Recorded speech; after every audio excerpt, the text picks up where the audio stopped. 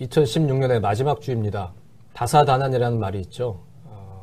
정말 연말이 되면 을에 쓰는 말인데 이 말이 올해는 정말 구태의연하게 들리지 않을 정도로 일이 많았던 해였습니다. 이번 시간 연말 특집입니다. 더정치가 선정한 5대 정치 뉴스를 중심으로 2016년을 되돌아보도록 하겠습니다. 첫 번째 뉴스, 테러방지법 필리버스터를 뽑아봤는데요. 이게 정말 올해 일이었나 싶을 정도로 정말로 오래된 일로 이제 느껴질 정도입니다. 이게 국정원의 수건 사업이었죠. 국정원이 뭐 테러 대비를 명분으로 국정원의 정보 수집 권한을 강화하는 이런 법안인데 박근혜 대통령이 갑자기 이제 드라이브를 걸었고 사실은 국회 선진화법에 의하면 여야가 합의를 하지 못하면 처리를 못하는 거잖아요. 근데 정의와 국회의장이 갑자기 이제 국가 비상사태라면서 직권상정을 했고요.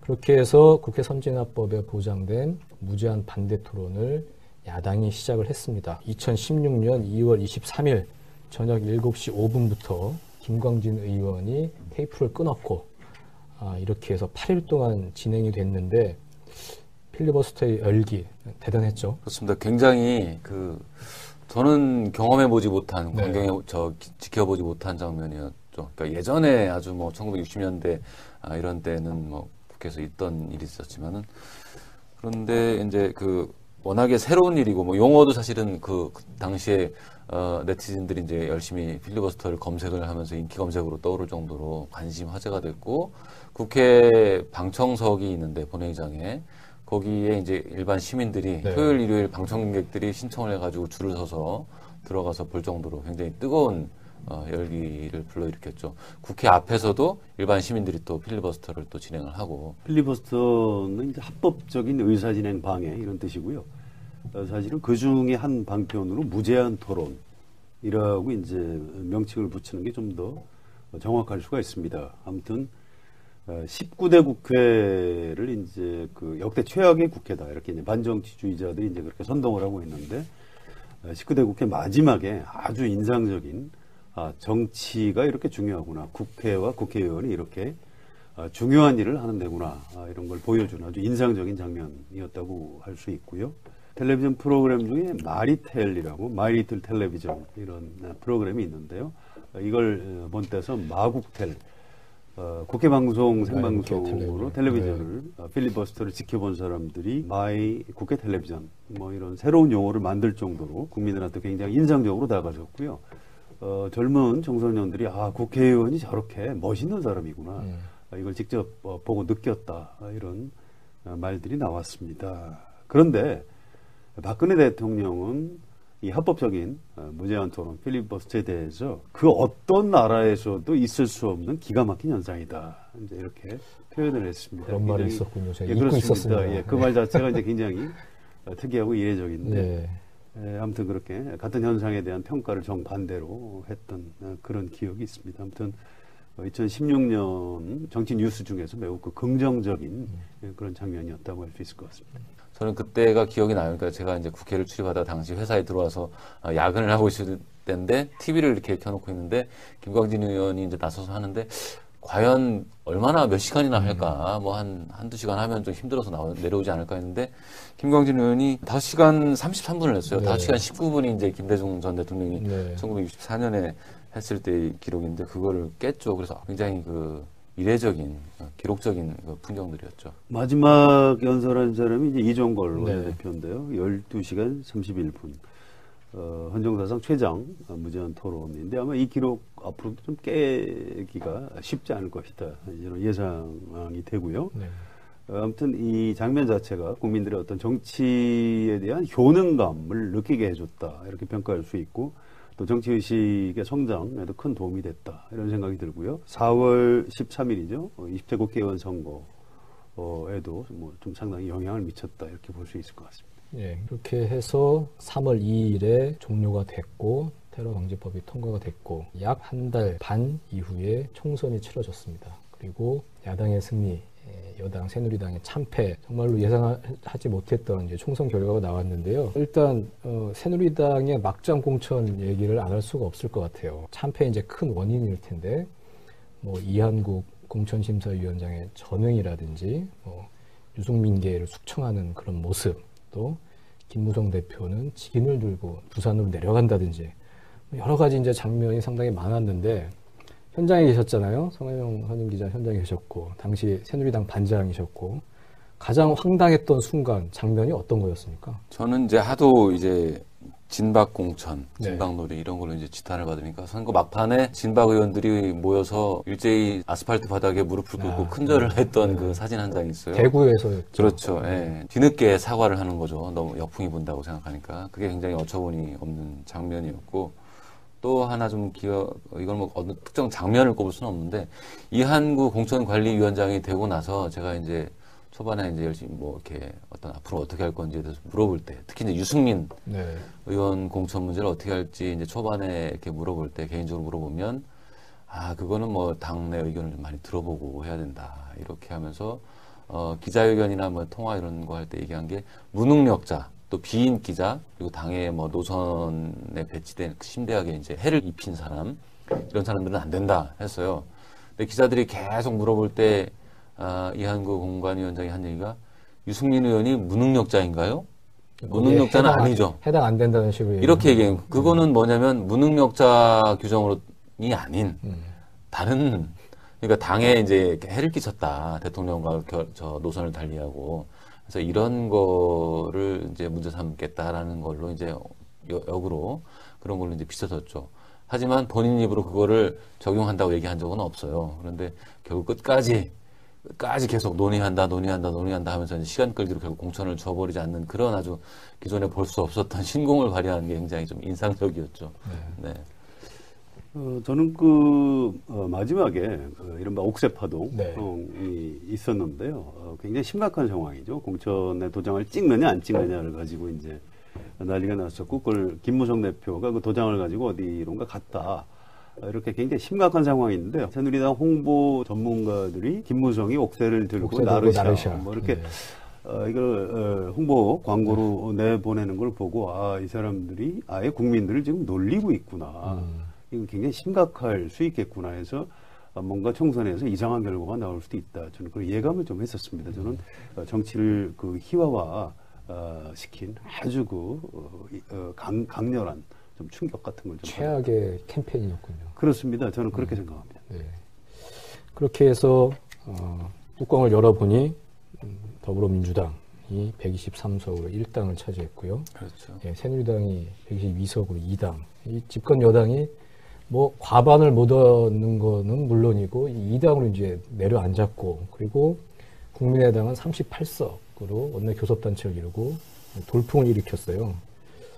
두 분뿐만 아니라 지금 뭐 한겨레 편집국도 그렇고 예상하지 못했던 결과였습니다. 예, 그렇습니다. 선거 이후에 우리 한겨레 신문 편집인이 독자들한테 사과하는 제목을 달아서 이제 칼럼을 내보내기도 했고요. 대부분의 그 전문가들 또 정치 분석가들의 전망이 이제 빗나갔던 그런 총선이었습니다. 이제 저는 이제 2월 달에 칼럼을 쓰면서 야권 분열하면은 여당이 상당히 의석을 많이 얻을 수 있다. 그렇게 이제 얘기를 했었고요. 물론 이제 선거가 다가오면서 그렇지 않을 수도 있다. 뭐 이런 생각은 했습니다만 아무튼 결과적으로 예측이 틀렸죠. 그런데 이 예측이 틀린 것이 과연 일반적인 현상이냐 아니면 이번 4.13 총선에 매우 특수한 상황이었는가에 대해서는 좀 깊이 생각할 포인트가 있다고 생각을 합니다. 선거가 끝난 다음에 맨날 1번만 찍던 그 강남의 유권자들 사이에서 애가 좀 잘못했다고 좀 종아리를 때리려고 했는데 너무 세게 때려서 이 다리가 부러졌다. 이제 이런 표현들을 하는 그런 장면이 있었습니다. 그래서 이번 4.13 총선의 결과를 앞으로 우리나라 국회의원 선거의 어떤 일반적인 사례로 꼽기는 좀 쉽지가 않을 것이다. 이런 장면이 다시 재현되기는 아마 어려울 것이다. 저는 그렇게 예측합니다. 네. 당시 현장에서 보실 때 느낌은 어떠셨어요? 뭐 막판에 좀 이상하게 넘어간다. 저도 개인적으로는 굉장히 좀 부끄럽습니다. 그 새누리당 사람들이나 뭐 기자들 사이에 우스개로 하면 몇 석 정도 될까 이렇게 예측을 한번 해보는데 저는 새누리당이 150석 돌파는 물론이고 160 가까이도 갈 수 있다라고 얘기를 했었어요. 근데 당시에 이제 오히려 새누리당 사람들은 에이 무슨 소리냐 우리 안 된다 분위기 안 좋다 이런 얘기인데 후반에 했었거든요. 그럼에도 불구하고 이게 야권 분열 상황이라는 게 그 국민들이 과연 어떻게 정리를 해낼 수 있을까 했는데 결과는 국민들이 굉장히 그 현명하게 투표를 한 거죠. 그러니까 서강대 서복경 박사가 그렇게 표현을 했듯이 국민들이 머리 싸매고 가서 이제 투표장에서 아주 전략적인 투표를 한 거죠. 예를 들면은 지역구 후보는 뭐 민주당을 찍고 비례대표는 뭐 국민의당을 찍거나 물론 이제 호남에서는 국민의당이 다 휩쓸긴 했지만 뭐 그런 식으로 굉장히 그 나름대로 고민한 결과가 이렇게 이제 여소야들을 만들어준 거죠. 그래서 굉장히 그 민심이 무섭다 그리고 사람들이 굉장히 무섭다라는 걸 이제 굉장히 절감한 그런 선거였습니다. 네. 개인적으로. 여러 가지 변수가 정말 기가 막히게 조합이 돼가지고 의외의 결과, 최상의 결과를 낳은 게 아닌가 싶기도 하고요. 어쨌든 새누리당이 정말 충격적인 패배입니다. 일단은 콘크리트 지지율, 박근혜 대통령의 휴강 효과 뭐 이런 것까지도 다 말아먹을 정도로 새누리당이 참패를 했고 그 이유는 결국 진박공천, 박근혜 대통령은 물론이고 새누리당의 이제 친박 세력들한테 큰 책임이 있다고 보는 게 상식이죠. 그래서 총선 이후에 친박 세력이 상당히 좀 위축되지 않을까 생각을 했는데 8월에 이제 새로운 지도부를 선출하는 전당대회에서 이정현 대표가 당선이 됐어요. 그 뭐 민정당 당직자 출신으로 시작을 했고 호남 출신이고 그렇게 무수저, 흑수저로서 보수 여당의 대표가 됐다는 것은 상당히 뭐 드라마틱한 요소가 있는 건 사실이지만 이정현 대표가 당선됐다는 건 새누리당의 어떤 건전성이라든지 앞으로의 항로에서 상당히 불길한 징조 아니었습니까? 그렇습니다. 이정현 대표가 사실 그 말씀하신 대로 당대표가 된 거는 물론 박근혜 대통령의 지원, 그러니까 친박계의 조직적인 지원, 뭐 우리 오더라고 부르죠. 네. 그게 여전히 살아있다는 거였고 그에 앞서서 4월 총선을 통해서 새누리당이 모든 조직을 다 그 친박 중심으로 다 꾸려놓은 거죠. 그게 바탕이 된 거죠. 그랬는데 이제 그럼에도 불구하고 이정현 대표가 될 때는 그 본인 개인기도 있는 거거든요. 본인의 말씀하신 그런 히스토리, 비주류로서 성장해온 그런 히스토리가 있고 대중적 인지도에서도 굉장히 그 자기 지분이 있는 사람이거든요. 그래서 어떻게 방향을 정하기에 따라서는 본인 그 소신을 펼 수도 있는 조건이 일부 있음에도 불구하고 한 줌도 자기의 그 소신을 편 게 없고 오로지 박근혜 대통령만 바라보고 친박 핵심의 그 지시, 의중 이거에만 충실히 이르는 이런 이제 행보를 보임으로 해서 오늘날 이 사태까지 지금 새누리당이 오게 된 거죠. 세상 일이 그런 겁니다. 휘어져야 될 때 휘어지지 않으면 부러지게 돼 있는 거죠. 8월 전당대회에서 친박 세력이 당권을 장악했기 때문에 지금 대규모 탈당, 분당 사태가 벌어지고 있는 거고요. 8월달 전당대회장에 제가 가서 굉장히 강렬하게 네. 느낀 것은 박근혜 대통령이 그때 이제 참석을 했는데요.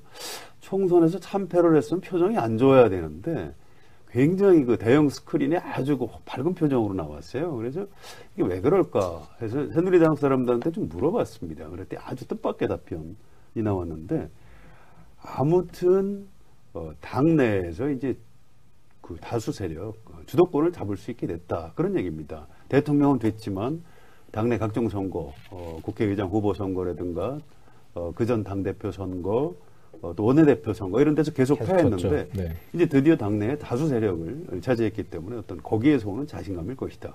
저는 이제 그 얘기를 듣고 약간 충격을 받았고요. 박근혜 대통령이 정치를 국민을 보고 하는 게 아니고 자기만 생각하고 하는구나. 이 참담한 총선 참패 상황에서도 당내에서 주도권을 장악했다고 지금 좋아할 정도면 참 앞날이 걱정된다. 이제 이런 느낌이 있었는데 나중에 그 느낌이 현실로 드러난 것 같습니다. 네. 그 안 좋은 예감은 항상 이제 적중을 하죠. 박근혜 대통령의 비선으로 최순실이라는 사람이 있었고 이 사람이 국정을 좌지우지했다. 최순실 게이트로 박근혜 대통령이 이제 휘청거렸고요. 정도원 전 의원은 단재 신치호 선생이 이제 몇 척의 서경천도 실패를 네. 조선 역사 1000년의 제1대 사건이라고 이제 이렇게 하셨는데 나는 그게 제2대 사건이라고 봐요. 지금 벌어지고 있는 게 일대 사건. 조선 역사 2000년의 제1대 사건. 이 스토리는 앞으로 100년 후, 500년 후, 1000년 후, 2000년 후 계속 연속극 드라마, 또 영화, 또 소설로 계속 나올 거예요. 엄청난 사건이고 또 여러 가지 드라마적인 요소를 갖추고 있어요. 최순실 게이트는 나중에 우리 후손들이 봤을 때 가장 충격적인 사건으로 받아들일 거다. 많이 드라마, 영화화 될 그런 아주 충격적인 사건이다. 그런 얘기도 했고요. 그래서 결국은 박근혜 대통령이 탄핵안이 통과가 돼서 지금 직무정지가 됐습니다. 박근혜 대통령의 어떤 콘크리트 지지율, 지역 기반 이런 걸 생각해 보면 정말 상상할 수 없는 일이 이제 벌어진 거죠. 정치권에서 탄핵안을 가결시켰지만 역시나 이제 총선에서 국민들이 심판했듯이 이번에도 탄핵도 국민들이 이끌어낸 거죠. 광장에서 이끌어낸 겁니다. 처음에 2만 명이 모여서 시작한 그 촛불 집회가 8차, 9차까지 가서 결국 이제 누적 1000만을 내다보는 이런 상황인데 결국 이제 밖에서 외곽에서의 그 함성, 압력으로 이제 그 야당은 물론이고 이제 새누리당 비박계도 많이 왔다 갔다 흔들리면서도 그 압력에 못 이겨서 탄핵에 동참하고 이런 상황이 된 걸 보면 역시나 이제 정치권이 스스로 뭘 하기보다는 이게 국민들의 어떤 아주 강한 압력이 있어야지 움직이는 이런 이제 현실을 또 한편 보여주는 것 같습니다. 저는 개인적으로 박근혜 대통령의 당선을 희망하지는 않았지만 이왕 당선이 됐으면 좀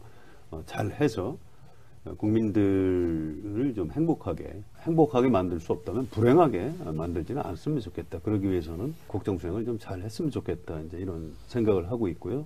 또 그런 칼럼을 쓰기도 하고 그랬습니다. 그런데 결과적으로 자기 아버지까지 역사의 뒤안길로 끌고 가버린 아주 최악의 실패한 대통령으로 이제 기록이 됐고요. 이건 박근혜 대통령 개인의 불행이기도 하지만 우리나라 헌정사의 불행인 측면도 저는 있다고 생각을 합니다. 이제 앞으로가 걱정인데요. 만에 하나 헌법재판소에서 탄핵 심판이 기각이 될 경우에 어떻게 될까요?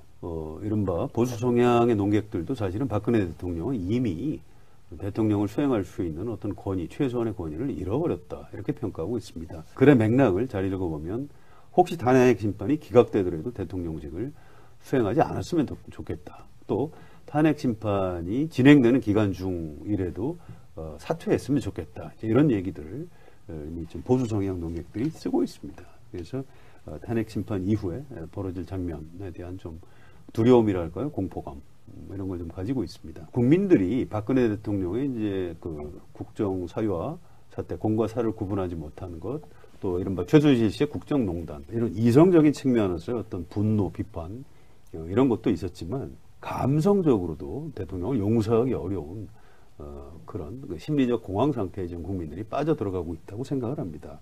이번에 정리하면서 알게 됐지만 박근혜 대통령이 옛날 사진하고 최근 사진하고 비교를 해보면 나이를 거꾸로 먹는다. 점점 주름이 없어져 가는구나. 네. 이제 이런 것들을 이번에 국민들이 모든 국민들이 이제 확인을 하게 됐습니다.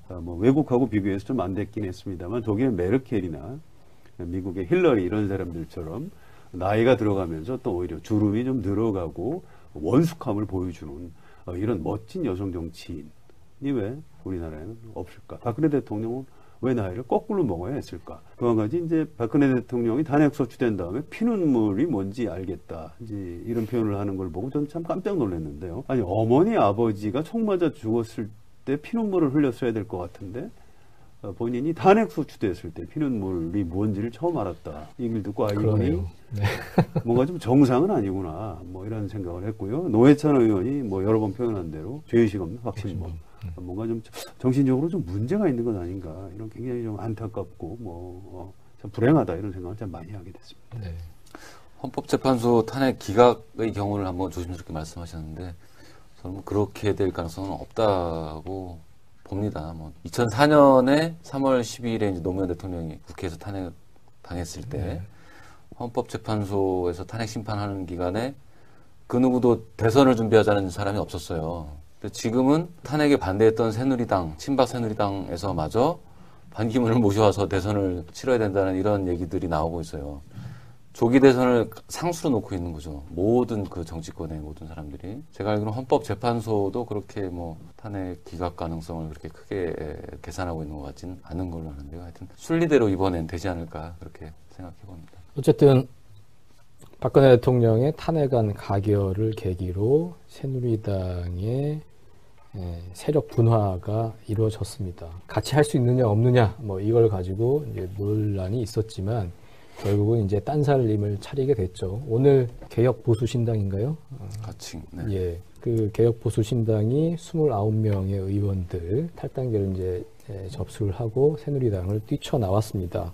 집권 여당이 크게 이제 쪼개지는 경우는 민자당 그 합당 이후에는 거의 처음이 아닐까 이제 싶은데요. 앞으로 이른바 뭐 비박당, 쉽게 비박당이라고 얘기하겠습니다. 비박당은 어떻게 보수 개혁의 모습을 보일 수 있을까요? 오늘 뭐 나경원 의원은 뭐 정체성 논쟁 뭐 하면서 합류 안 하고 그랬는데 앞으로 순탄하게 갈 수 있을까요? 일단 그 숫자 부분을 좀 더 살펴봐야 될 것 같은데요. 이제 정우택 새누리당 원내대표는 집단 탈당은 이제 사실상 실패한 거다. 30명이 안 됐기 때문에 이런 약간의 낙담을 보였죠. 반대로 이제 유승민 의원이나 이런 사람들은 추가 탈당이 있을 것이다. 근데 사실은 여기서 추가 탈당이 있느냐 없느냐가 이 신당의 앞날을 좌우하는데 굉장히 좀 영향을 많이 미칠 걸로 예상이 됩니다. 앞으로 추가 탈당이 없다면 새누리당을 중심으로 정비가 이루어질 가능성도 있고 신당은 파괴력을 잃어갈 가능성이 있는 거고요. 반대로 추가 탈당자가 다만 몇 명이라도 나오게 되면은 지금 여권의 중심이 차라리 신당 쪽으로 옮겨가는 그런 장면이 벌어질 겁니다. 추가 탈당은 결국 반기문 변수와 연관이 되지 않겠습니까? 정진석 전 원내대표, 반기문 총장과 상당히 가까운 이분이 그 반기문 총장이 들어오는 시점에 어떻게 움직이냐에 따라서 추가 탈당이 있을 거다. 뭐 이것과 이제 관련돼서 그럼 반기문은 비박당으로 갈 거냐, 친박당으로 갈 거냐, 국민의당으로 갈 거냐 이런 여러 가지 이제 복잡다단한 변수가 생기는 것 같은데요. 반기문의 선택 어떻게 될 것 같습니까? 비박당으로 갈 가능성이 있을까요? 반 총장이 이제 이달 말에 임기를 마치고 10년 임기를 마치고 이제 1월 15일 정도 귀국하겠다고 밝혀놓은 상태인데 친박당으로 갈 가능성은 매우 낮다고 봐야겠죠. 왜냐하면 위험 부담이 크기 때문에 그렇게 하지는 않을 것 같고 와서 당분간 자기 독자적으로 머물면서 뭐 전국수 돌면서 강연도 하고 하면서 좀 지지 세력을 외곽부터 모아서 일정 정도의 이제 덩치를 키워가는 방법이 있을 테고 바로 비박당에 합류해서 이제 같이 이제 그쪽과 연대하는 방법이 있을 텐데 지금 봐서는 아마도 당분간은 들어와서 좀 자기 정치를 좀 하지 않을까. 반기문 총장에 대해서 여러 사람들이 이제 코멘트를 했는데요. 이해찬 전 총리가 한 비유가 좀 재미있습니다. 정치인들은 벼랑에서 벼랑 아래에 물이 있는지 없는지 모르고 몸을 던지는 사람들이다. 물이 있으면 사는 것이고 물이 없으면 죽는 것이다. 외교관들은 돌다리도 두들겨보고 건넌다가 아니고 돌다리도 두들겨보고 안 건넌다. 이제 이게 이제 외교관과 이제 관료의 특성이다. 이렇게 비유를 했는데요.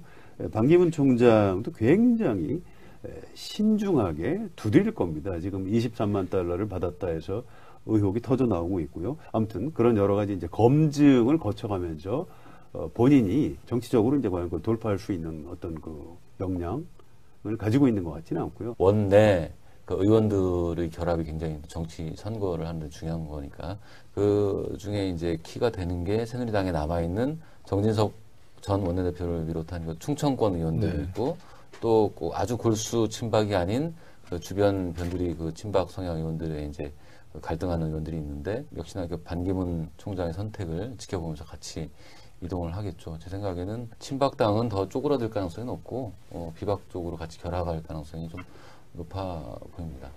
일각에서는 제3지대에 반기문 총장이 머물면서 어떤 정계 개편을 주도하지 않겠느냐 이런 관측들이 있는데 저는 그 가능성은 별로 없다고 봅니다. 반기문 총장은 정치인이 아니고요. 국회의원 여러 번 하고 정당 생활을 오랫동안 한 사람도 이런 국면에서 그런 정치력을 발휘하기는 쉽지가 않습니다. 결국은 상태를 관망을 할 가능성이 높다고 봅니다. 어떤 활로를 개척하고 정치를 하기보다는 관망을 하다가 마지막 순간에 접을 수도 있는 것이 아닌가. 그래서 고건의 길을 갈 수도 있다. 그렇습니다. 그래서 지금 잘못하면 새누리당 또는 개혁보수신당 또는 여권 지지자들은 막판에 후보가 없어지는 이상한 상황을 맞을 수도 있기 때문에 그 내부에서 정치인 출신들로 뭔가 대선 준비를 지금부터 착실히 좀 해나갈 필요도 있다 이렇게 봅니다.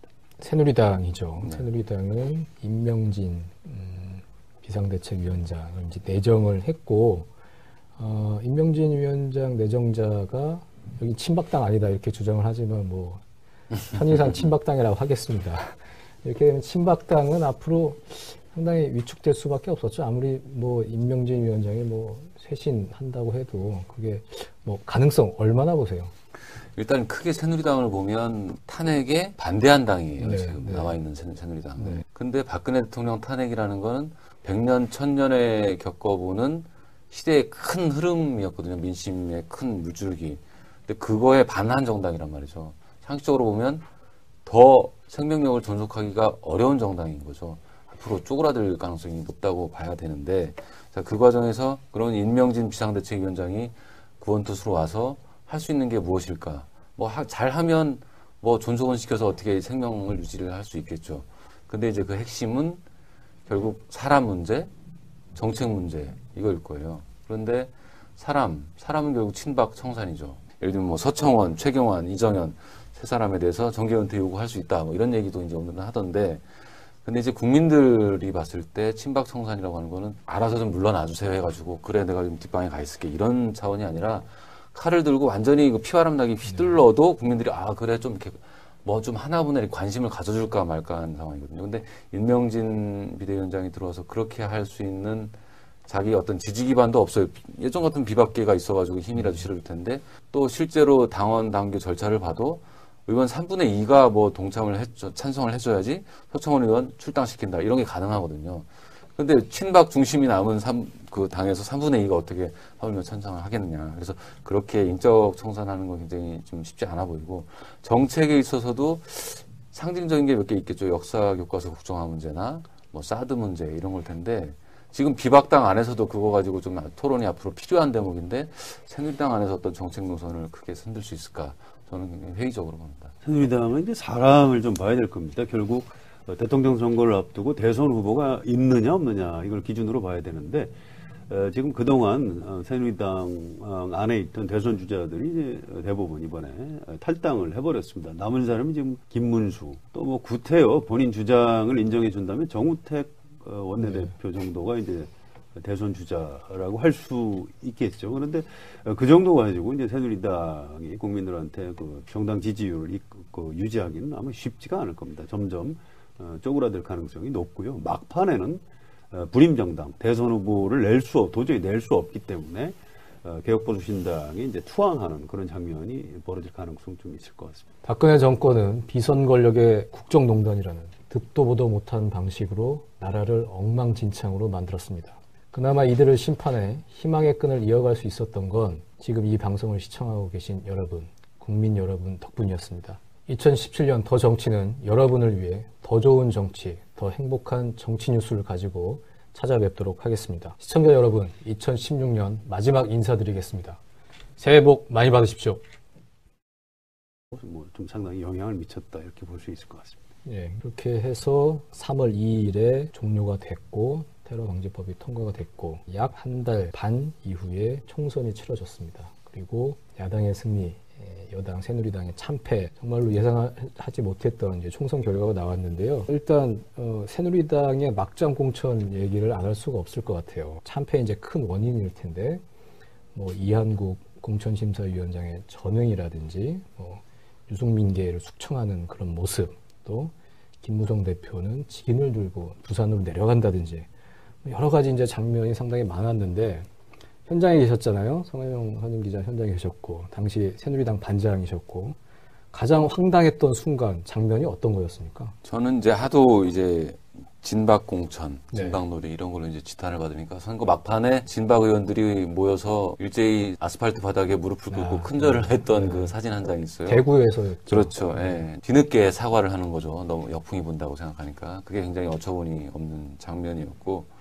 또 하나 좀 이걸 뭐 어느 특정 장면을 꼽을 수는 없는데 이한구 공천관리위원장이 되고 나서 제가 이제 초반에 이제 열심히 뭐 이렇게 어떤 앞으로 어떻게 할 건지에 대해서 물어볼 때, 특히 이제 유승민 네. 의원 공천 문제를 어떻게 할지 이제 초반에 이렇게 물어볼 때, 개인적으로 물어보면, 그거는 뭐 당내 의견을 좀 많이 들어보고 해야 된다. 이렇게 하면서, 기자회견이나 뭐 통화 이런 거 할 때 얘기한 게 무능력자, 또 비인 기자, 그리고 당의 뭐 노선에 배치된 심대하게 이제 해를 입힌 사람, 이런 사람들은 안 된다 했어요. 근데 기자들이 계속 물어볼 때, 이한구 공관위원장이 한 얘기가 유승민 의원이 무능력자인가요? 무능력자는 아니죠. 해당 안 된다는 식으로 이렇게 얘기해요. 그거는 뭐냐면 무능력자 규정으로이 아닌 다른, 그러니까 당에 이제 해를 끼쳤다. 대통령과 저 노선을 달리하고. 그래서 이런 거를 이제 문제 삼겠다라는 걸로 이제 역으로 그런 걸로 이제 비춰졌죠. 하지만 본인 입으로 그거를 적용한다고 얘기한 적은 없어요. 그런데 결국 끝까지 계속 논의한다 하면서 이제 시간 끌기로. 2016년의 마지막 주입니다. 다사다난이라는 말이 있죠.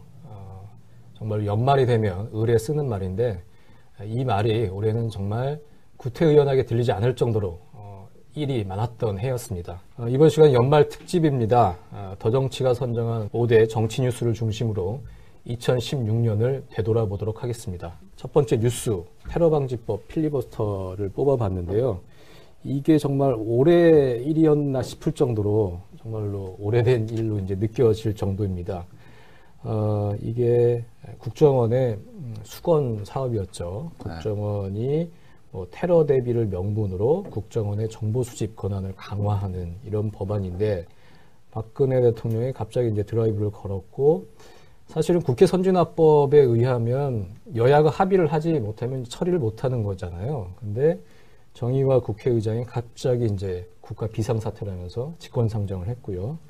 그렇게 해서 국회 선진화법에 보장된 무제한 반대 토론을 야당이 시작을 했습니다. 2016년 2월 23일 저녁 7시 5분부터 김광진 의원이 테이프를 끊었고 이렇게 해서 8일 동안 진행이 됐는데 필리버스터의 열기 대단했죠. 그렇습니다. 굉장히 저는 경험해보지 못한, 네. 지켜보지 못한 장면이었죠. 그러니까 예전에 아주 뭐 1960년대 이런 때는 뭐 국회에서 있던 일이 있었지만은 그런데 이제 워낙에 새로운 일이고 뭐 용어도 사실은 그 당시에 네티즌들이 이제 열심히 필리버스터를 검색을 하면서 인기 검색으로 떠오를 정도로 관심 화제가 됐고 국회 방청석이 있는데 본회의장에 거기에 이제 일반 시민들이 네. 토요일, 일요일 방청객들이 신청을 해가지고 줄을 서서 들어가서 볼 정도로 굉장히 뜨거운 열기를 불러일으켰죠. 국회 앞에서도 일반 시민들이 또 필리버스터를 또 진행을 하고. 필리버스터는 이제 합법적인 의사진행 방해 이런 뜻이고요. 사실은 그 중에 한 방편으로 무제한 토론이라고 이제 명칭을 붙이는 게 좀 더 정확할 수가 있습니다. 아무튼 19대 국회 했다고 좀 종아리를 때리려고 했는데 너무 세게 때려서 이 다리가 부러졌다. 이제 이런 표현들을 하는 그런 장면이 있었습니다. 그래서 이번 4.13 총선의 결과를 앞으로 우리나라 국회의원 선거의 어떤 일반적인 사례로 꼽기는 좀 쉽지가 않을 것이다. 이런 장면이 다시 재현되기는 아마 어려울 것이다. 저는 그렇게 예측을 합니다. 네. 당시 현장에서 보실 때 느낌은 어떠셨어요? 뭐 막판에 좀 이상하게 넘어간다. 저도 개인적으로는 굉장히 좀 부끄럽습니다. 새누리당 사람들이나 뭐 기자들 사이에 우스개로 한 몇 석 정도 될까 이렇게 예측을 한번 해보는데 저는 새누리당이 150석 돌파는 물론이고 160 가까이도 갈 수 있다라고 얘기를 했었어요. 근데 당시에 이제 오히려 새누리당 사람들은 에이 무슨 소리냐 우리 안 된다 분위기 안 좋다 이런 얘기 이제 후반에 했었거든요. 그럼에도 불구하고 이게 야권 분열 상황이라는 게 국민들이 과연 어떻게 정리를 해낼 수 있을까 했는데 결과는 국민들이 굉장히 현명하게 투표를 한 거죠. 그러니까 서강대 서복경 박사가 그렇게 표현을 했듯이 국민들이 머리 싸매고 가서 이제 투표장에서 아주 전략적인 투표를 한 거죠. 예를 들면은 지역구 후보는 뭐 민주당을 찍고 비례대표는 뭐 국민의당을 찍거나 물론 이제 호남에서는 국민의당이 다 휩쓸긴 했지만 뭐 그런 식으로 굉장히 나름대로 고민한 결과가 이렇게 이제 여소야들을 만들어준 거죠. 그래서 굉장히 민심이 무섭다 그리고 사람들이 굉장히 무섭다라는 걸 이제 굉장히 절감한 그런 선거였습니다. 네. 개인적으로. 여러 가지 변수가 정말 기가 막히게 조합이 돼가지고 의외의 결과, 최상의 결과를 낳은 게 아닌가 싶기도 하고요.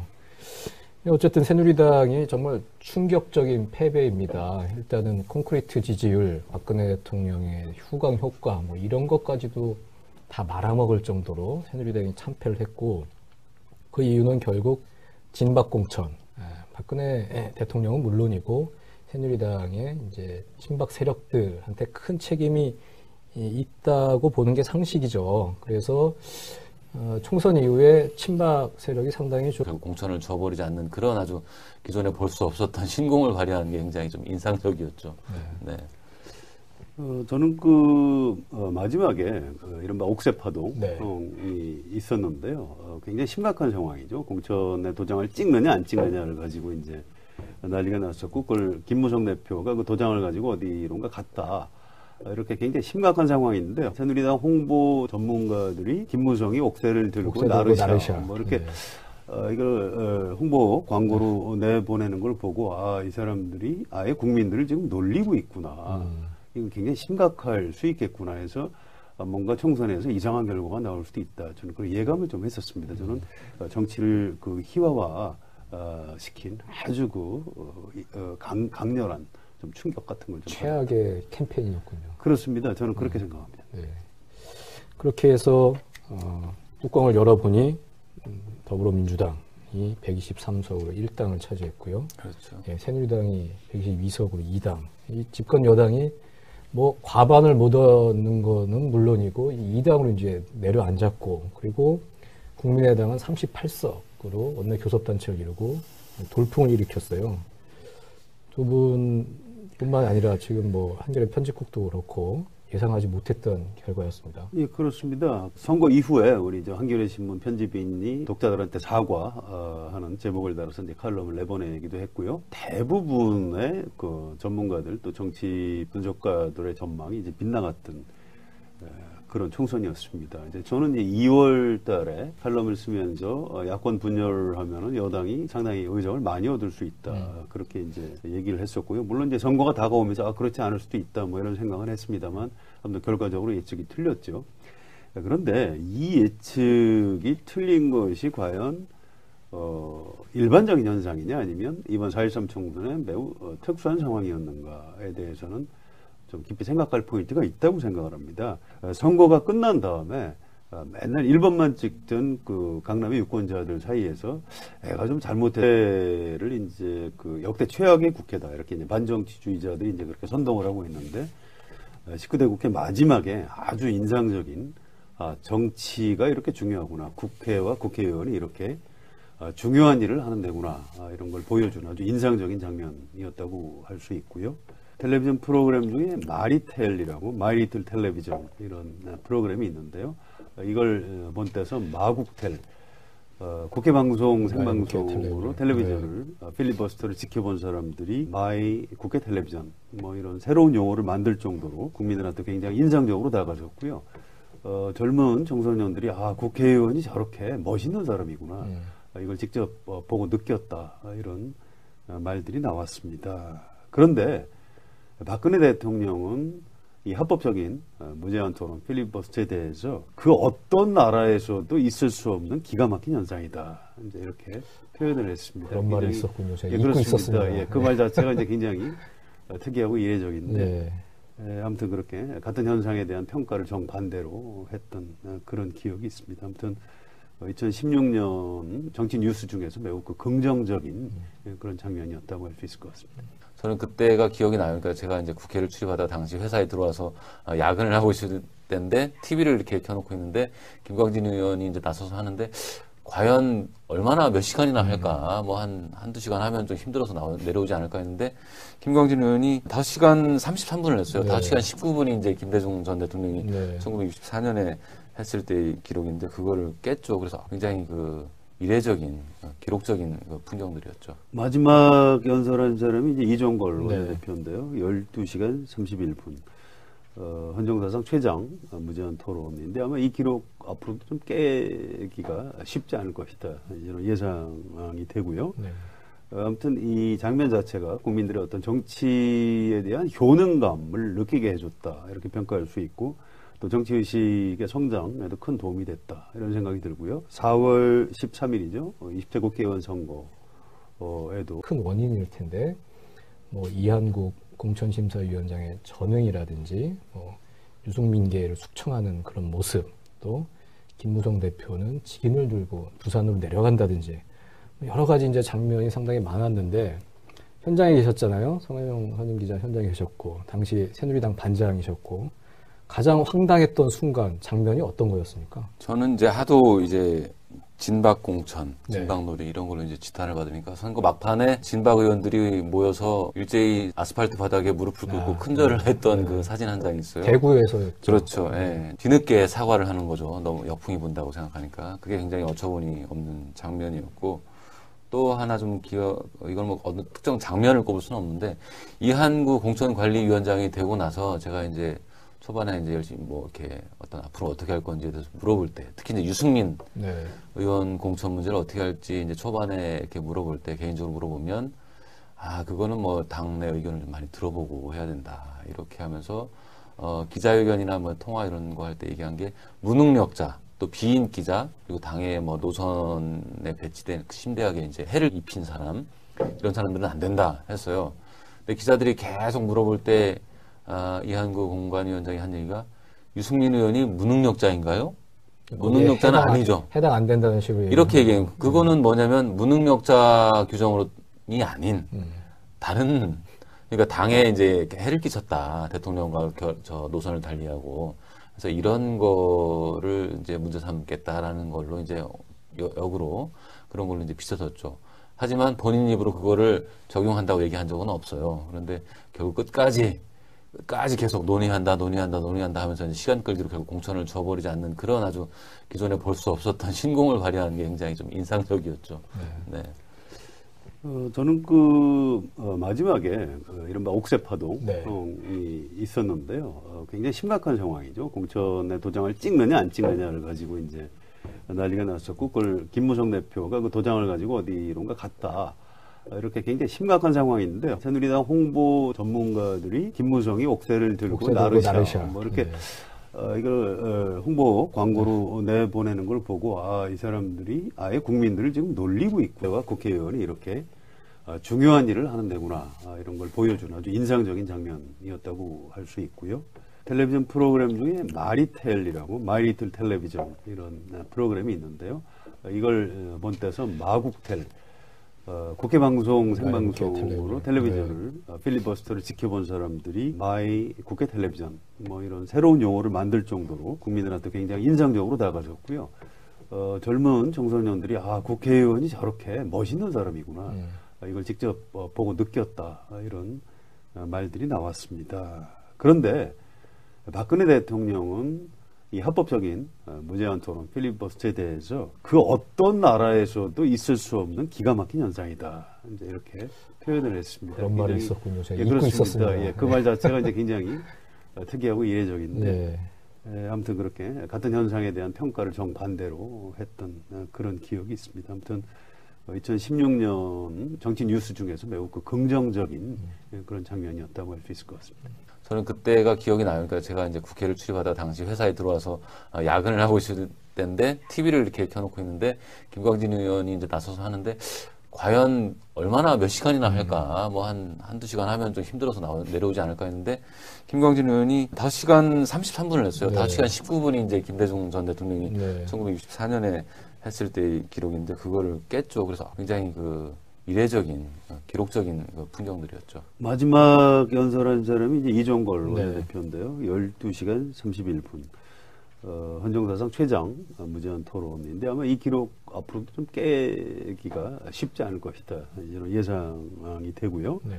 아무튼 이 장면 자체가 국민들의 어떤 정치에 대한 효능감을 느끼게 해줬다. 이렇게 평가할 수 있고 또 정치의식의 성장에도 큰 도움이 됐다. 이런 생각이 들고요. 4월 13일이죠. 20대 국회의원 선거에도 뭐 좀 상당히 영향을 미쳤다. 이렇게 볼 수 있을 것 같습니다. 예, 그렇게 해서 3월 2일에 종료가 됐고 테러 방지법이 통과가 됐고 약 한 달 반 이후에 총선이 치러졌습니다. 그리고 야당의 승리, 여당 새누리당의 참패, 정말로 예상하지 못했던 이제 총선 결과가 나왔는데요. 일단 새누리당의 막장 공천 얘기를 안 할 수가 없을 것 같아요. 참패 이제 2016년의 마지막 주입니다. 다사다난이라는 말이 있죠. 정말 연말이 되면 을에 쓰는 말인데 이 말이 올해는 정말 구태의연하게 들리지 않을 정도로 일이 많았던 해였습니다. 이번 시간 연말 특집입니다. 더정치가 선정한 5대 정치 뉴스를 중심으로 2016년을 되돌아보도록 하겠습니다. 첫 번째 뉴스, 테러방지법 필리버스터를 뽑아봤는데요. 이게 정말 올해 일이었나 싶을 정도로 정말로 오래된 일로 이제 느껴질 정도입니다. 이게 국정원의 수건 사업이었죠. 국정원이 테러 대비를 명분으로 국정원의 정보 수집 권한을 강화하는 이런 법안인데 박근혜 대통령이 갑자기 이제 드라이브를 걸었고 사실은 국회 선진화법에 의하면 여야가 합의를 하지 못하면 처리를 못하는 거잖아요. 근데 정의와 국회의장이 갑자기 이제 국가 비상사태라면서 직권상정을 했고요.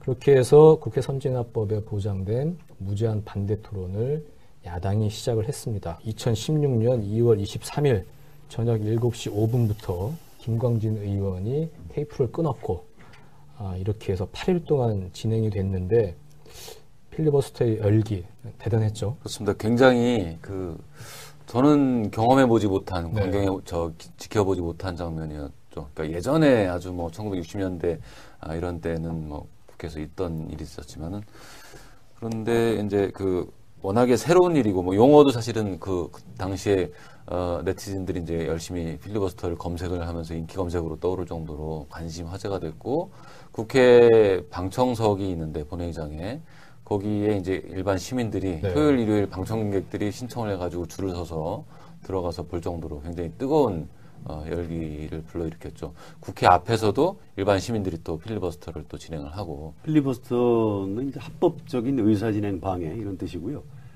사실은 그 중에 한 방편으로 무제한 토론이라고 이제 명칭을 붙이는 게 좀 더 정확할 수가 있습니다. 아무튼 19대 국회를 이제 역대 최악의 국회다 이렇게 이제 반정치주의자들이 이제 그렇게 선동을 하고 있는데 19대 국회 마지막에 아주 인상적인 정치가 이렇게 중요하구나 국회가 이건 굉장히 심각할 수 있겠구나 해서 뭔가 총선에서 이상한 결과가 나올 수도 있다. 저는 그 예감을 좀 했었습니다. 저는 정치를 희화화 시킨 아주 강렬한 좀 충격 같은 걸 좀 최악의 캠페인이었군요. 그렇습니다. 저는 그렇게 생각합니다. 네.